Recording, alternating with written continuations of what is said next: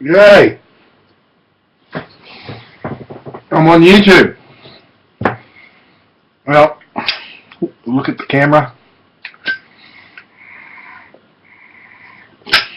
Something to smoke.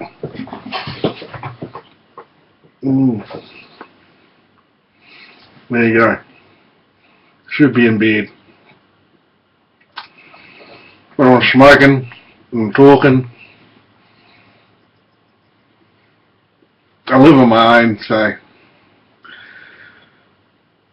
my online stuff, viewing what other people in the pipe smoking world are doing, has become part of my time, my evenings.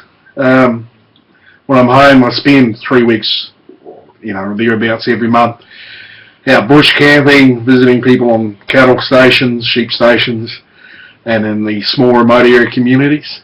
And so I come home, catch up on my emails, and then once in a blue moon, I open up the video and say, right, I'm going to do a YouTube video. So here I am.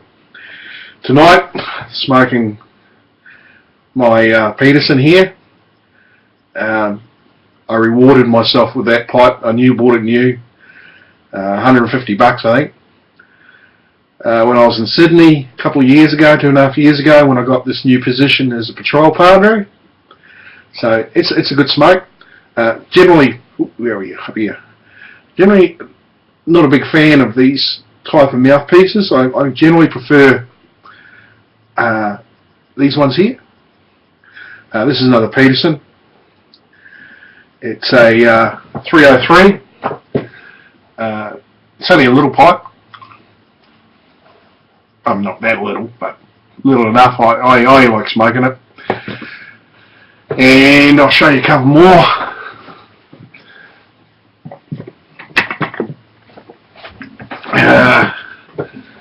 This is another Peterson. I think called a Donegal. Just another small pipe, nice pipe. Another one here is much bigger, Peterson. An older one. I smoke it. I like smoking that one. So there you go. My favourite. He's a big bulky Peterson. Love it. But I chewed a hole through the bottom. See that there? That's the hole I chewed. Now I wrapped it up in fiberglass, and that lasted a while. You can see the fiberglass on it, but I chewed a hole through the fiberglass. So anyway, where are we? We're back down to this one now. I don't know if I can get a new stem for that. Whether I have to send it to Peterson's in Dublin, or I don't know. Maybe some of you guys can help me out with that one.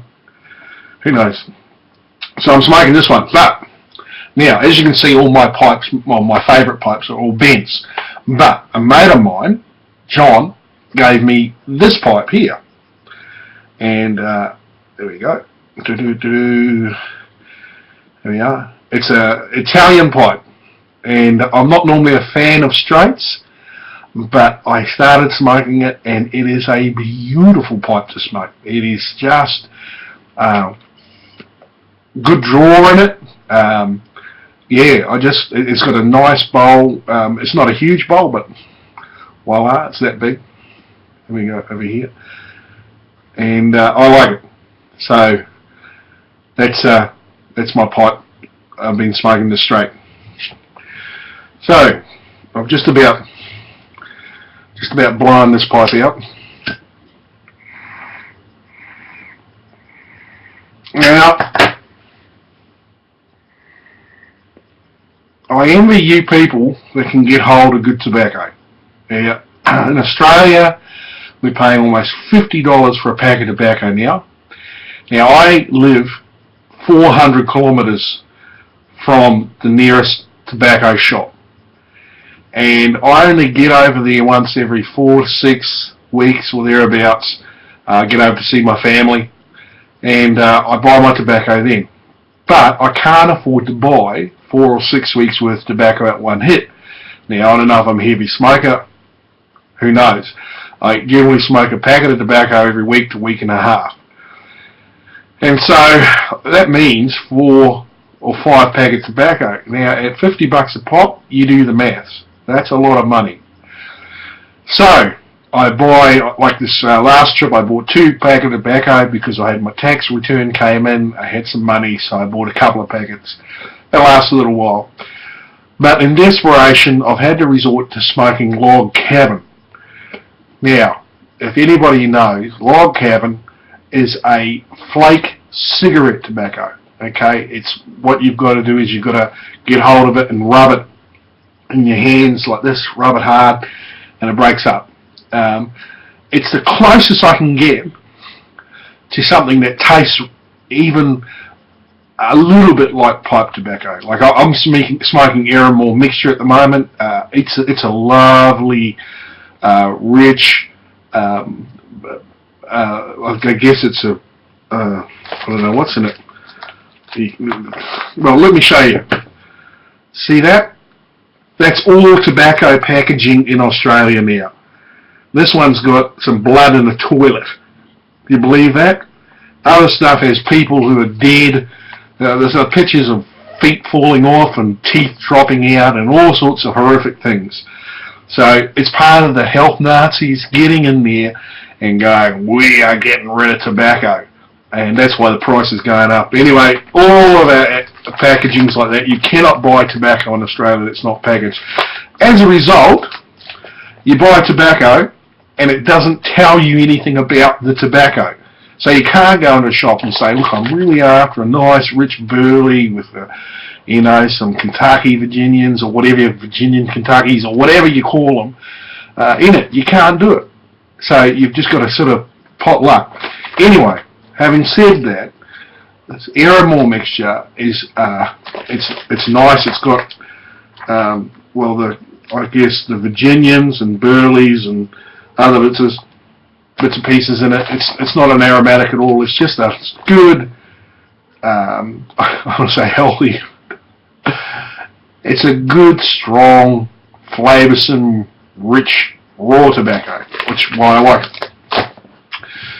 So, that's what I'm smoking at the moment. I've had my rant about not being able to get decent tobaccos, and thanks for listening. What else am I going to talk to you about?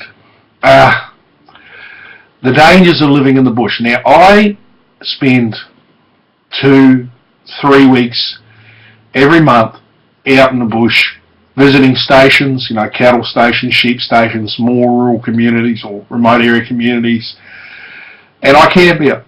We call it our bedroll over here. We call it a swag, and so I roll my swag out and make my fire or whatever, and camp. That's what I do, and I feel safe. I love it. I think it's the safest thing in the world to do. But when you're working in the bush, it can be quite unsafe. I'm a minister, and I've had to bury a number of people who've rolled quads on themselves, the quad motorbike things, killed themselves with that, people killed in various vehicle accidents, plane crashes. It's a dangerous lifestyle. Well, I got back and there's a huge search on for a guy gone missing in the bush. He's on foot. He's an experienced bushman, but he's disappeared. It's, I think, day 7 or day 8 of the search today, and I think they're scaling it down. They think the chances of his survival are very, very slim. They've had horseback, vehicle, helicopter. They've had the infrared guys out, with the plane that looks for body heat, all that. And I'm a good friend of his mother's, and so it's a tragedy. So that's part of the downside of living in the bush. It's big country here. You can wander out the bush and you can get really horribly lost, break a leg in some of that rough country. Things go wrong. So that's very sad. So that's what we're dealing with here at the moment. Yeah.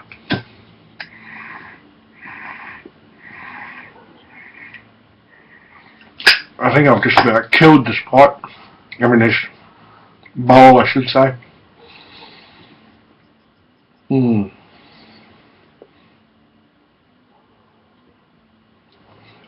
Thank you to, once again, all the people who put their videos on, pipe smoking. Lots of interesting stuff there. Yeah, I just watched some guy talking about sweetening your pipe. If it gets sour, I don't know about sour pipes, I just clean them and smoke them.